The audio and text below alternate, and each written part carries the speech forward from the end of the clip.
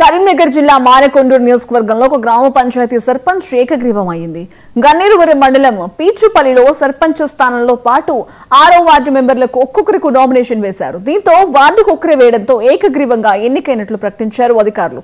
పీచుపల్లి గ్రామానికి చెందిన సామా రాజురెడ్డి గతంలో కూడా 2 పర్యాయాలు సర్పంచ్ పదవికి ఏకగ్రీవంగా ఎన్నికయ్యారు. కేంద్ర మంత్రి బండి సంజయ్, ఎమ్మెల్యే కవ్వంపల్లి సత్యనారాయణ గ్రామ అభివృద్ధికి సహకారం అందించాలని కోరారు. ఇక సర్పంచ్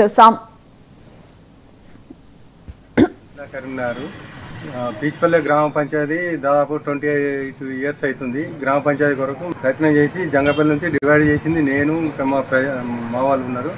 అప్పటి నుంచి మేము పొలిటికల్గానే ఉన్నాం. 2 సార్లు ఇనార్మాజ్ చేసినాం గ్రామ పంచాయతీ. ఇది 3వసారి.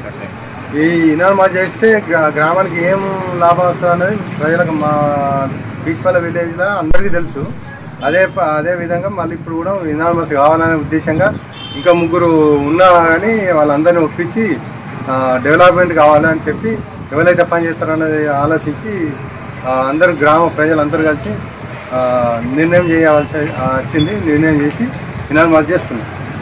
డెవలప్మెంట్ కొరకు మాకు మెయిన్ డెవలప్మెంట్ అంటే ఐకేపీ సెంటర్ ఒకటి ఉన్నది, ప్రజలకు అవకాశం.